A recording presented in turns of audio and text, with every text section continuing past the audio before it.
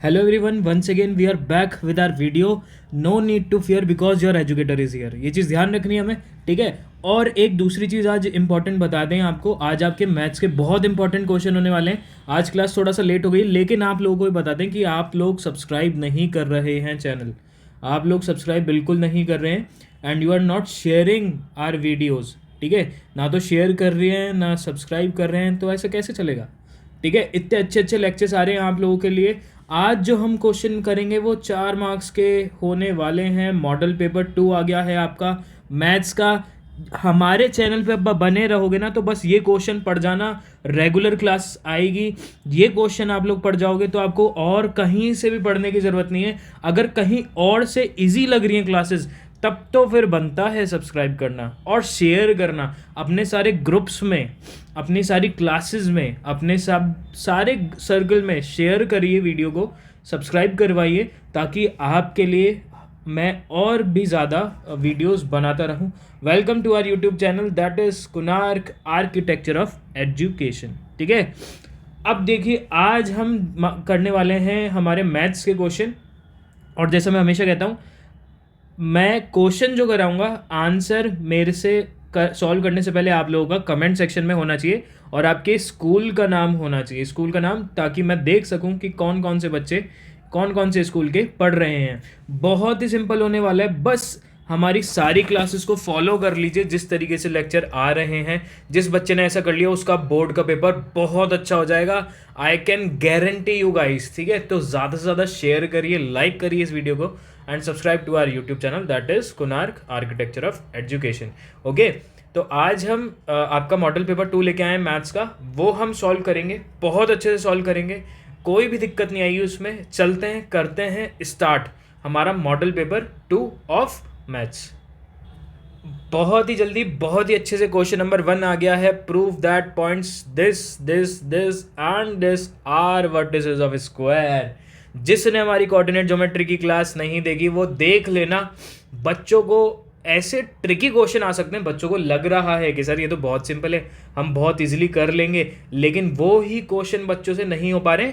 For an example, मैंने अभी अपने पिछली क्लास में क्वेश्चन आप लोगों से कराया था, अगर आप लोगों ने फॉलो करी हो क्लासेस, मैंने क्वेश्चन कराया था। अगर आपको 2,3 दे रखा है तो हम सबको पता है फर्स्ट टर्म होती है x, सेकेंड टर्म होती है y, सबको पता है, इतना सबको पता है। लेकिन हमें ये ही नहीं पता, अगर क्वेश्चनर ने आपसे ऐसे पूछ लिया कि डिस्टेंस फ्रॉम एक्स एक्सिस कितना हो जाएगा, भाई distance of from x axis कितना हो जाएगा, आप लोग बोल देते हो आंसर 2, जो कि बिल्कुल गलत है। डिस्टेंस x से क्या होगा, x से डिस्टेंस बना के देखिए। 2,3 मार्क कर लेते हैं, 1 2 एंड 3, 1 2 एंड 3। 2 है x एक्सिस पे, 3 है y एक्सिस पे, इनको ज्वाइन कर दीजिए। अब ये है x एक्सिस, ये है y एक्सिस, ठीक है। और ये क्वेश्चन बहुत इंपॉर्टेंट है, इसलिए मैं अभी इसको क्लास के बीच में करा रहा हूँ, बहुत ज़्यादा इंपॉर्टेंट है। इसने बोला distance from x axis, x axis से डिस्टेंस कितना हो गया है आपका, एक्स एक्सिस से डिस्टेंस का मतलब है ये वाला पार्ट, मतलब मेरा जो आंसर होगा एक्स एक्सिस से डिस्टेंस दैट इज 3। जो y की टर्म थी वो हो गया डिस्टेंस फ्रॉम एक्स एक्सिस, और जो x की टर्म थी वो हो गया डिस्टेंस फ्रॉम y एक्सिस। ये चीज़ ध्यान रखनी, इसलिए बोल रहा हूँ कि मैंने बेसिक कॉन्सेप्ट बहुत अच्छा पढ़ा है कोऑर्डिनेट ज्योमेट्री का, वो जाके देखो क्या कर रहे हो अभी तक जिसने नहीं देखा है। और आप लोग सब्सक्राइब करिए चैनल को, सब्सक्राइब आप लोग नहीं करा रहे, मैं बार बार आपसे बोल रहा हूँ, अपने फ्रेंड्स को और सबको कराइए जिनकी प्रिपरेशन अभी अच्छी नहीं है मैथ्स के पेपर में, ताकि वो बहुत अच्छा स्कोर कर सकें, सारे बच्चे बहुत अच्छा स्कोर कर सकें और आप लोगों को भी एक मोटिवेशन मिल सके कि क्वेश्चन कैसे आ सकते हैं एग्जाम में।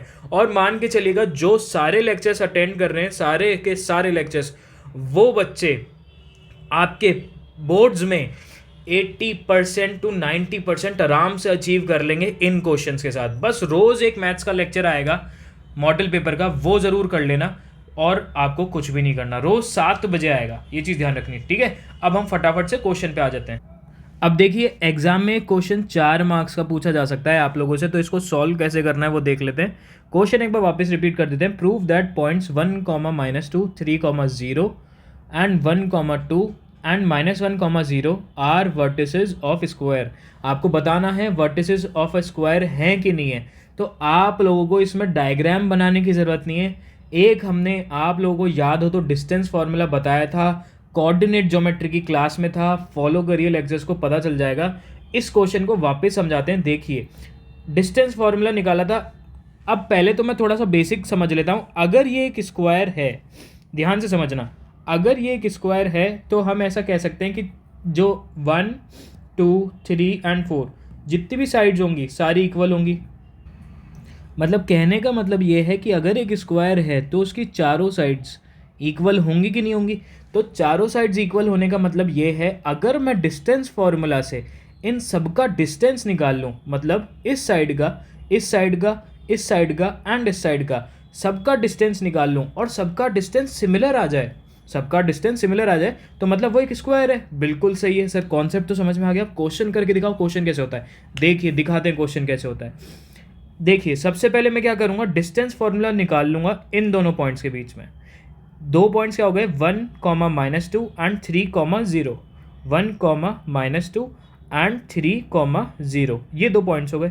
तो इन दो पॉइंट्स का मैं डिस्टेंस फार्मूला से निकाल लूँगा। तो कैसे, फार्मूला क्या होता है याद रखेंगे सब, x1 माइनस y1 का square plus x2 minus y2 का स्क्वायर, यही होता है क्या फार्मूला। नहीं, अभी तक अगर आप ये वाला फार्मूला पढ़ रहे हैं तो गलत पढ़ रहे हैं, ये चीज़ समझ लेना। डिस्टेंस फार्मूला होता है आपका x1 माइनस x2 का whole square plus y1 minus y2 का होल स्क्वायर। बोलिए समझ में आ गया सबको। तो ये होता है डिस्टेंस फार्मूला का फार्मूला। ठीक है, अब देखिए हमको कौन कौन से पॉइंट हैं हमारे पास। पॉइंट्स है 1, -2 एंड 3, 0। तो हम क्या कर देंगे, हम डायरेक्ट लिख देंगे x1 क्या हो गया, x1 हो गया 1 एज इट इज़। x2 क्या हो गया, x2 हो गया आपका 3, x2 हो गया आपका 3। This is called x1, this is called x2, this is called y1, this is called y2। ठीक है, तो x1 हो गया आपका 1 माइनस x2 कितना हो गया 3 का होल स्क्वायर प्लस y1 कितना हो गया, y1 हो गया आपका -2 माइनस y2 कितना हो गया 0 का होल स्क्वायर। ठीक है, ये हो गया आपका। तो अंडर रूट में क्या आ गया, 1 - 3 दैट इज -2 का होल स्क्वायर प्लस -2 और -0 तो -2 का होल स्क्वायर। तो क्या हो गया आपका, -2 का whole square that is 4 and -2 का होल स्क्वायर दैट इज 4। तो आपका आंसर आ चुका है √8। सबको समझ में आ गई बात, √8 आपका डायरेक्ट आंसर आ चुका है। ये आपके पॉइंट्स हो गए, ये दोनों जो मैं मार्क कर रहा हूँ, इन दोनों का डिस्टेंस फार्मूला निकाल चुके हैं हम। ठीक है, अब हमने इन दोनों का डिस्टेंस फार्मूला निकाल लिया, तो अब हम ऐसा बोल सकते हैं कि अब अगर हम, अच्छा और एक और शॉर्ट ट्रिक आप लोग क्या कर सकते हैं इसमें कि आप लोग इनके नाम दे दीजिए। जैसे मैंने इसको दे दिया A, इसको दे दिया B, इसको दे दिया C एंड इसको दे दिया D। मैंने पॉइंट्स का नाम दे दिया, A इस पॉइंट को, B इस पॉइंट को, C इस पॉइंट को, D इस पॉइंट को। ठीक है, अब मैंने नाम क्यों दिया है वो देख लेते हैं। नाम इसलिए मैंने दे दिया इन सबको ताकि मैं जैसे A, B, C and D, तो मैंने अभी कौन कौन से पॉइंट निकाले, A एंड B निकाल लिया। ठीक है, अब मैं डिस्टेंस निकाल लूँगा B 3, 0 एंड C का 1, 2। ठीक है, फिर मैं निकाल लूँगा C, D का। ठीक है, जो कि है आपका 1, 2 एंड -1, 0। ठीक है, फिर मैं निकाल लूँगा D A का। ठीक है ना, वो सारी अभी हम देख लेते हैं, एक चीज़ को इरेज करनी पड़ेगी क्योंकि हमारे पास थोड़ी सी स्पेस की कमी है। वापस से हम क्या कर देते हैं, डिस्टेंस फार्मूला का फार्मूला जो है वो लगा देंगे। अब मैं डायरेक्ट पुट करूँगा इसमें, बस मार्क कर लेते हैं कि आपका x1 क्या है, x1 ये है, x2 आपका ये है, y1 ये है, y2 आपका ये है। तो हम डायरेक्ट लिख देंगे क्योंकि अब आपको डिस्टेंस फार्मूला तो पता ही है, इसको अपनी कॉपी में अच्छे से लिख लेना। ठीक है, x1 क्या हो गया 3 - 1 का square plus y1 minus y2, y1 कितना हो गया 0 माइनस y2 कितना हो गया 2 का स्क्वायर।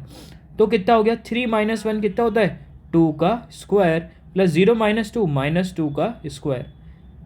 तो अंडर रूट में 4 + 4 माइनस अगर माइनस का स्क्वायर होता तो माइनस माइनस प्लस हो जाता है, ये चीज़ ध्यान रखनी है। ये हो गया √8, ठीक है, मतलब ये और ये सिमिलर है, इतना समझ में आता है। अब मैं बात करता हूँ किसकी, अब मैं बात करता हूँ CD पॉइंट्स की। तो मैं वापस से डिस्टेंस फार्मूला इसमें लगा दूंगा। आप लोग समझ तो रहे हैं ना, या मैं खुद से कर रहा हूँ? अगर समझ रहे हैं, समझ में आ रहा है तो make sure to like this video, okay. तो अब इसमें क्या कर देंगे, x1 और y1 की वैल्यू वापस से पुट कर देंगे। पहले मैं मार्क कर देता हूँ x1, फिर इधर x2, y1, y2, ठीक है। तो वापस से मैंने क्या कर दिया, ये हो गया आपका 1 -1, ठीक है, क्योंकि इधर माइनस था और इसमें साइन भी बीच में माइनस का आता है, इसलिए -(-1). उसके बाद क्या लिख देंगे हम, y1 हो गया 2 -0 का होल स्क्वायर। तो ये हो गया आपका 1 माइनस प्लस 1 का स्क्वायर, माइनस माइनस प्लस हो गया, और 2 का होल स्क्वायर। तो ये कितना हो गया, √2 का स्क्वायर, दैट इज़ 4, और इधर भी 4। तो कितना आंसर आ गया, √8। ये भी सिमिलर है। अब एक लास्ट पॉइंट देख लेते हैं। एक लास्ट पॉइंट आपका हो जाएगा, जो कि हो जाएगा आपका DA। कौन सा पॉइंट हो जाएगा, DA कौन सा पॉइंट हो गया, -1, 0 और 1, -2, D एंड A। तो इसको कैसे सॉल्व करेंगे, डायरेक्ट अंडर रूट में। x1 क्या हो गया, x1, x2, y1, y2, ठीक है। x1 क्या हो गया, -1 का होल स्क्वायर प्लस y1 0 -2, ठीक है। माइनस था साइन फॉर्मूला में, एंड -2 इधर आ गया, इसका होल स्क्वायर। तो ये क्या हो गया, under root of minus minus, ये हो गया है प्लस, और साइन किसका, -2 का square plus minus minus plus, तो 2 का स्क्वायर, दैट इज 2 का स्क्वायर, ठीक है। ये हो गया है 4 + 4, तो इसका भी आंसर क्या आ गया है, √8। तो मतलब डिस्टेंस फॉर्मूला से ये एंड ये चारों पॉइंट क्या डिस्टेंस सिमिलर है। तो मैं कह सकता हूँ कि एक रिक्वायर्ड जो फिगर बनेगा वो एक स्क्वायर बनेगा। समझ में आ गया, सबको समझ में आ गया? तो प्रॉमिस में कि शेयर सबसे के साथ करेंगे, शेयर ज़रूर करेंगे, लाइक ज़रूर करेंगे वीडियो को, सब्सक्राइब ज़रूर करेंगे वीडियो को, ठीक है ना। शेयर ज़रूर करिए बच्चों के साथ और बच्चों के साथ, ताकि बच्चे और पढ़ पाएँ, समझ पाएँ क्वेश्चन, ठीक है। समझ में आ रही है बात? क्वेश्चन इजी लगने लग जाएंगे। अब आप लोग बोलेंगे सर ये 4 मार्क्स का इतना सिंपल क्वेश्चन 4 मार्क्स का कैसे आ सकता है? सिंपल तो इसलिए लगने लग गया ना क्योंकि सर ने इसको समझा दिया अच्छे तरीके से, ठीक है ना। अब तो सिंपल लगेगा ही, ठीक है। तो अब इसको शेयर ज़रूर करिएगा। नेक्स्ट क्वेश्चन की तरफ हम बढ़ते हैं। देखिए, बिल्कुल भी सिंपल क्वेश्चन है, लेकिन थोड़ा बहुत बच्चों को हार्ड लग सकता है। हार्ड इसलिए, अगर किसी बच्चे ने अर्थमेटिक प्रोग्रेशन नहीं पढ़ा है तो उस बच्चे के लिए हार्ड हो सकता है, ठीक है ना। और आप लोग वैसे तो अर्थमेटिक प्रोग्रेशन का ये क्वेश्चन आप लोग कर लोगे तो मैं बेसिक के साथ भी बता दूंगा, लेकिन मेरे को ज़रूर शेयर करिएगा आप लोग कमेंट सेक्शन में कि सर हमको एक पूरी 1 शॉट वीडियो चाहिए इस चैप्टर की, जैसे जैसे मैं पढ़ा रहा हूँ, ट्रिग्नोमेट्री और अर्थमेटिक प्रोग्रेशन, जैसे जिसकी भी आप बोलेंगे। लेकिन मैं जिस तरीके से पढ़ा रहा हूँ आप लोगों को एक क्वेश्चन में ही पूरे चैप्टर का समझ में आ जाएगा। देखिए क्या है क्वेश्चन में, 4 numbers are in AP, 4 number AP में है, अर्थमेटिक प्रोग्रेशन में है। If sum of number is 50, मतलब उन चारों का सम 50 है, ध्यान से, उन चारों का सम अगर 50 है, and larger number is 4 times the smaller number, भाई जो लार्जर नंबर है वो 4 टाइम्स है स्मॉलर नंबर के, देन फाइंड द नंबर। इतना सिंपल क्वेश्चन, लेकिन सर कॉम्प्लिकेटेड तब हो जाता है जब हमें खुद को नंबर बनाने होते हैं। कॉम्प्लिकेटेड तब हो जाता है, अरे भाई कॉम्प्लिकेटेड करने की क्या ज़रूरत है, हमको 4 नंबर अर्थमेटिक प्रोग्रेशन में चाहिए। लेट हमने क्या बोल दिया, आपके नंबर हो गए, पहली डिजिट हो गई अर्थमेटिक प्रोग्रेशन की, पहली हो गई A, सेकंड हो गई A+D, थर्ड हो गई A+2D, और फोर्थ हो गई A+3D। सिंपल, अरे भाई कॉमन डिफरेंस हमने बढ़ा दिया, एक एक करके बढ़ा दिया। इसमें कॉमन डिफरेंस नहीं है, इसमें कॉमन डिफरेंस 1 हो गया, इसमें 2 हो गया, इसमें 3 हो गया। तो मतलब कॉमन डिफरेंस कितना बढ़ रहा है, एक एक के गैप से बढ़ रहा है कॉमन डिफरेंस, ठीक है ना, एक एक के गैप से बढ़ रहा है। तो ये चीज़ ध्यान रखनी है हम लोगों को। तो आपकी एक इक्वेशन ये हो गई है। अब इक्वेशन हो चुकी है, इक्वेशन के बाद इसने क्या बोला है कि इन चारों डिजिट का सम क्या हो गया है 50। तो हम लिख सकते हैं A+D + A+2D + A plus 3d is equals to 50। अब देखिए, जो आपके दिमाग में डाउट आते ना, बिल्कुल वही मेरे दिमाग में भी डाउट आते थे जब मैं आपकी एज में था। आप लोग बोलेंगे कि सर बाकी सब तो ठीक है, लेकिन हमें ये जो टर्म है ना, कुछ बच्चों के दिमाग में आते हैं डाउट कि सर ये जो बेसिक टर्म है ये भी हमारे दिमाग में नहीं आ पाती। तो बेसिक टर्म है ये। तो अर्थमेटिक प्रोग्रेशन क्या होता है? a plus N minus one D. ठीक है, n माइनस वन डी मतलब हमारा एक एक टर्म बढ़ती रहती है। अगर वो डिफरेंस उसका सेम है तो डिफरेंस अगर सब में सेम होता है तो दो दो टर्म, तीन तीन टर्म कितनी भी बढ़ सकती है। तो हमें एक जनरल टर्म याद रखनी है, that is a plus D, A plus two D, A plus three D. सिर्फ एक एक टर्म बढ़ रही है, कोई दिक्कत वाली बात ही नहीं है। ठीक है, तो अब इसको हम सॉल्व करते हैं। इसको हम सॉल्व करते हैं तो क्या आता है हमारा आंसर? देखिए, ए इधर है, ए इधर, इधर एंड इधर, तो ये कितना हो गया? 4a। इतना समझ में आता है, 4a। उसके बाद डी कितना है? D and D, 3 4 5 and 6। तो मैं लिख सकता हूँ 6d इज इक्वल्स टू 50। ठीक है ना, 4a plus 6d is equals to 50 हो गया आपका। और ये हमको क्या दे रखा था? इन सब का सम दे रखा था क्वेश्चन में ही। तो अब आप लोग ये मत पूछेगा कि सर आपने ये कहाँ से लिखा।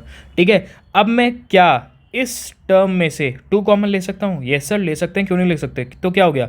2 2 ज़ा 4, तो 2a plus 3d is equals to 50 लिख सकते हैं कि नहीं लिख सकते? और अगर ये इधर मल्टीप्लिकेशन में, उधर जाके क्या हो जाएगा? डिवीजन में। तो आपकी इक्वेशन हो गई 2a plus 3d is equals to 25। Divide कर दिया मैंने 50 को 2 से। ठीक है ना, तो फर्स्ट इक्वेशन हम इसको बोल देते हैं। सर 4 मार्क्स का क्वेश्चन है, इतना सिंपली तो सॉल्व नहीं होगा।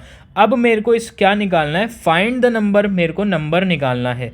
मेरे को नंबर क्या निकालना है? मेरे को नंबर कैसे निकालना है कि भाई इन सब के नंबर मेरे पास आ जाएं। ए का ए डी इन सब के नंबर मेरे पास आ जाएं। ये हमको नंबर निकालने हैं।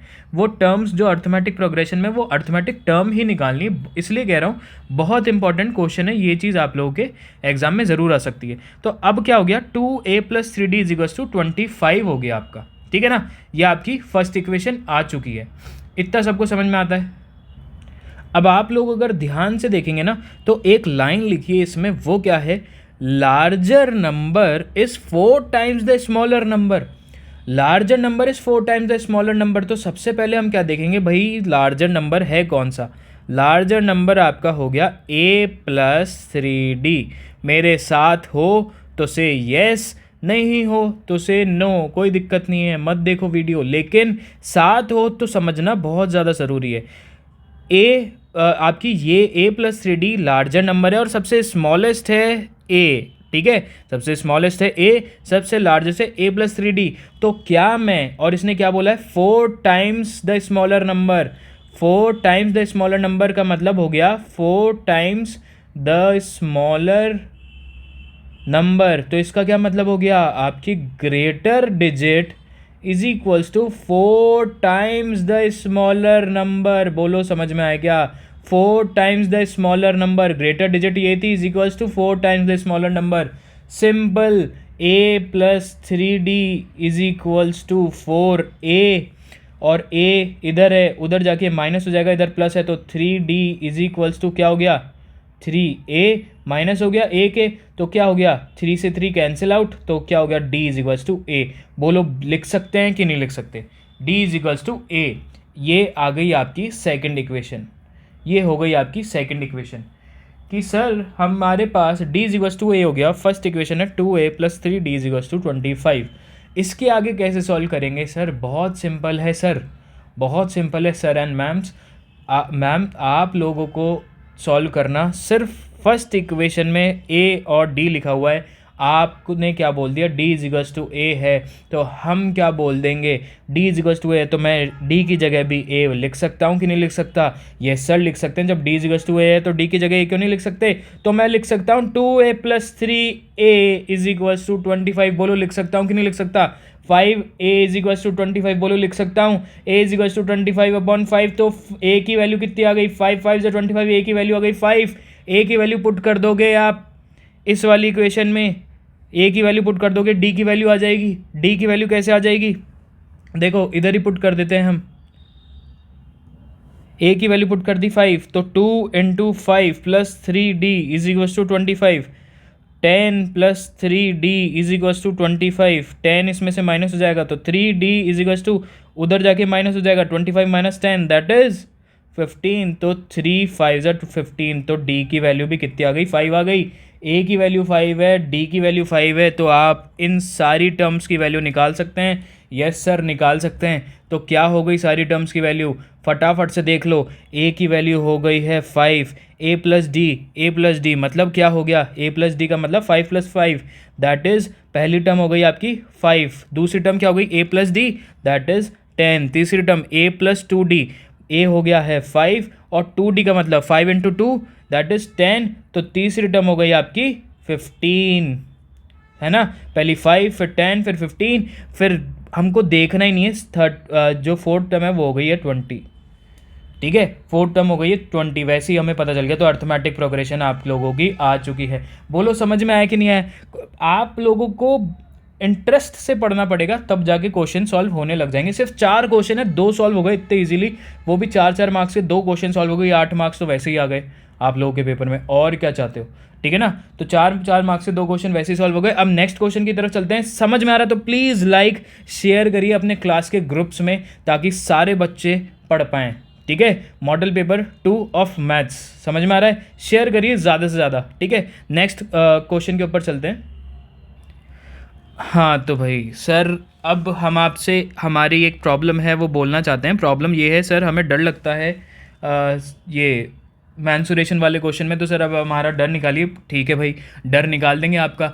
रोज़ हमारी क्लास, मैथ्स की क्लास 7 बजे होगी, रोज़ 7 बजे लाइव सेशन पढ़ लीजिएगा। और साइंस की क्लास 3 बजे होगी, 3 बजे साइंस की क्लास पढ़ लीजिएगा। 3 PM एंड 7 PM दोनों क्लासेस, ये मैथ्स की है और ये साइंस की है, दोनों क्लासेस ले लीजिएगा लाइव। उसके बाद कुछ पढ़ने की ज़रूरत नहीं है, इंपॉर्टेंट क्वेश्चन कराएंगे बस वो पढ़ जाइएगा और कुछ भी करने की ज़रूरत नहीं है। और उसी दिन रात को 9 बजे आपका एक चैप्टर कोई सा भी, या तो मैथ्स का या साइंस का, इन वन शॉट में आएगी वीडियो। मतलब एक दिन में शाम को 3 बजे, दिन में 3 बजे, शाम को 7 बजे एंड रात को 9 बजे की ये 3 वीडियो देख लीजिएगा बस, हाफ आवर की। उसके बाद और कुछ करने की ज़रूरत नहीं है। ये चीज़ ध्यान रखना, मेरी बहुत इंपॉर्टेंट चीज़ बता रहा हूँ आप लोगों को। लेकिन लाइव देखो, लाइव देखोगे तो सारे डाउट क्लियर हो जाएंगे, समझ में आ जाएगा और अपने क्वेश्चन आप लोग पूछ पाओगे। ठीक है ना। और घर पे थोड़ी सी प्रैक्टिस कर लेंगे हम जो क्वेश्चन बता रहे हैं, तो आप लोगों के मार्क्स बहुत अच्छे से ईजिली आ जाएंगे। देख लेते हैं। ठीक है, तो देखते हैं ये वाला क्वेश्चन कैसे होगा सॉल्व। अब देखिए, in a given figure radius of semicircle बोला है उनने is 7 centimetre, find the area of circle formed in semicircle. हमको ये जो सर्कल है इसका एरिया फाइंड आउट करना है बस, और कुछ भी नहीं है। सिंपल है क्वेश्चन, 4 मार्क्स का क्वेश्चन आ सकता है ये वाला। ठीक है, तो सोच समझ के बोलना सिंपल है या हार्ड है। ठीक है, अब देखते हैं सर कैसे हो सकता है क्वेश्चन। देखिए कैसे हो सकता है क्वेश्चन। सबसे पहले तो हम ये बोलेंगे कि रेडियस ऑफ सेमी सर्कल आपको कितना दे रखा है, 7 सेंटीमीटर। 7 सेंटीमीटर। अब अपनी इमेजिनेशन पावर हम स्ट्रॉन्ग करेंगे। इमेजिनेशन पावर हमने स्ट्रॉन्ग कर ली है, तो हमने इस सेमी सर्कल को एक पूरा सर्कल बना लिया है। सेमी सर्कल को पूरा सर्कल बना लिया, तो मैं ऐसे कह सकता हूँ कि 7 सेंटीमीटर की अगर ये पूरी लाइन है जो कि रेडियस है, तो ये भी 7 सेंटीमीटर की पूरी लाइन हो जाएगी। ये भी तो सर्कल, एक सेमी सर्कल का ये भी तो रेडियस ही होगा। Are you getting my point और नॉट। एक अगर पूरा सर्कल है तो सेमी सर्कल की रेडियस ये हो जाएगी जो मैंने मार्क करी 7 सेंटीमीटर की, और ये भी तो रेडियस ही होगी 7 सेंटीमीटर की। इतना सबको समझ में आ रहा है। अगर ये 7 सेंटीमीटर रेडियस है सेमी सर्कल की, तो ये जो सर्कल है, ध्यान से समझना, ये जो सर्कल है, इस सर्कल का पूरा जो ये पूरा रेडियस तो सेमी सर्कल का 7 सेंटीमीटर है, लेकिन इस सर्कल का, ये जो सर्कल मैंने मार्क किया है, इस सर्कल का रेडियस कितना हो जाएगा। अरे सर इतना सिंपल क्वेश्चन, 7/2 दैट इज 3.5 हुआ। समझ में आया, 3.5 रेडियस हो गया है। अगर रेडियस मैंने 3.5 मार्क किया है तो रेडियस कितना हो गया, ये वाला पार्ट, ये 3.5 हो गया है। 3.5 उस सर्कल का 3.5 हो गया है। समझ में आ गया। तो 3.5 आपका रेडियस हो गया उस सर्कल का जो कि सेमी सर्कल के अंदर बना है। समझ में आ गया। अब हमने क्या बोला, इसको मार्क कर देते हैं 3.5, ठीक है। अब हमको बोलना है area of circle formed in semi circle, formula क्या हो जाएगा, पाई आर स्क्वायर, ये तो पता है ना। एरिया ऑफ अ सर्कल क्या होता है, पाई आर स्क्वायर। तो मैं बोल सकता हूँ 22/7 इंटू 3.5 का स्क्वायर, रेडियस था 3.5, क्यों आया, कन्फ्यूजन नहीं होनी चाहिए। 3.5 उसका सेमी सर्कल का रेडियस था, तो रेडियस का हाफ हो गया है, उस सेमी सर्कल के रेडियस का हाफ हो गया, तो 3.5 किसका रेडियस आया, उस पूरे सर्कल का रेडियस 3.5 आ गया। समझ में आ गया, बहुत सिंपल क्वेश्चन है। तो हम डायरेक्ट लिख सकते हैं 22/7 इंटू 3.5 इंटू 3.5, सिंपल सी चीज़ है। हम बोल सकते हैं 11 इंटू 3.5, मैंने डायरेक्ट कर दिया है, तो दैट मीन्स 38.5 स्क्वायर सेंटीमीटर। इतना सिंपल क्वेश्चन 4 मार्क्स का आ सकता है, पहले ही बता रहा हूँ। तो 4 मार्क्स का क्वेश्चन आएगा तो हम ज़रूर से सॉल्व कर देंगे। समझ में आ गया तो लाइक कर दीजिए, शेयर करिए अपने दोस्तों के साथ और अपने ग्रुप्स में, ठीक है। चलिए नेक्स्ट क्वेश्चन आ चुका है हाइट्स एंड डिस्टेंस का। हाइट्स एंड डिस्टेंसेस में सर हमको प्रॉब्लम आती है, समझ में नहीं आता है हाइट्स एंड डिस्टेंसेस। कौन कौन से बच्चे ऐसे हैं कमेंट सेक्शन में ज़रूर बताइएगा, हम उनके लिए कंप्लीट वीडियो लेके आएंगे हाइट्स एंड डिस्टेंसेस की, वो पढ़ लेना, उसके बाद हाइट्स एंड डिस्टेंसेस बहुत ईजी लगने लग जाएगा, आई कैन गारंटी यू। सही बता रहे हैं, वैसे तो इस क्वेश्चन से ही आपको पिक्चर क्लियर होने लग जाएगी। हाइट्स एंड डिस्टेंसेस के सबसे इंपॉर्टेंट चीज़ क्या होती है, जिस बच्चे ने डायग्राम बना लिया उस बच्चे ने 100 out of 100 Heights and distances में अचीव कर लिया, मतलब 100% अचीव कर लिया उसने हाइट्स एंड डिस्टेंसेस में। जिस बच्चे ने डायग्राम बना लिया, जिसको डायग्राम बनाने की समझ है, वो बच्चा बहुत अच्छा अचीव कर लेगा। देखो, the slope of a hill makes an angle of 60 degree. एक स्लोप है हिल पे, एक पहाड़ है, वो 60 डिग्री का एंगल बना रहा है with horizontal.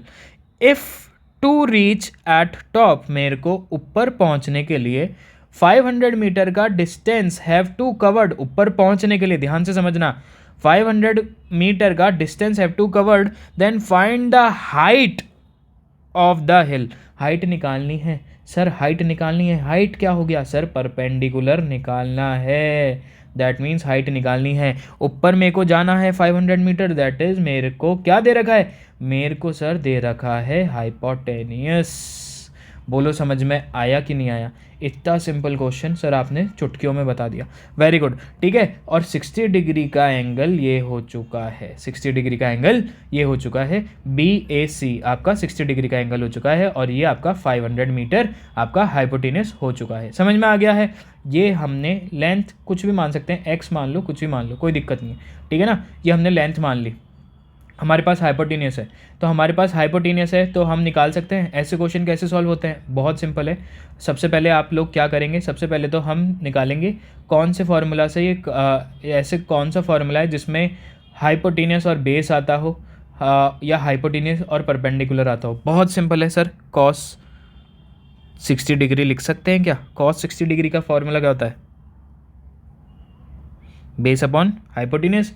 Base upon hypotenuse में क्या लिख सकता हूँ, x अपॉन 500 लिख सकता हूँ कि नहीं लिख सकता। और कॉस 60 डिग्री की वैल्यू कितनी होती है, कॉस 60 डिग्री की वैल्यू होती है 1/2। अब जिसको वैल्यूज़ नहीं पता है, इसके लिए भी मैंने इजीएस्ट, इतनी सिंपल वीडियो कोई भी नहीं बताएगा जितनी सिंपल हमने वीडियो बनाई है।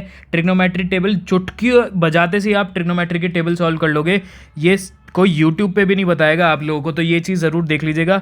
x अपॉन 500 बना रखिए वीडियो, जस्ट टाइप करेंगे हमारे चैनल पे जाके आपको मिल जाएगी most easiest way to create a trigonometry table.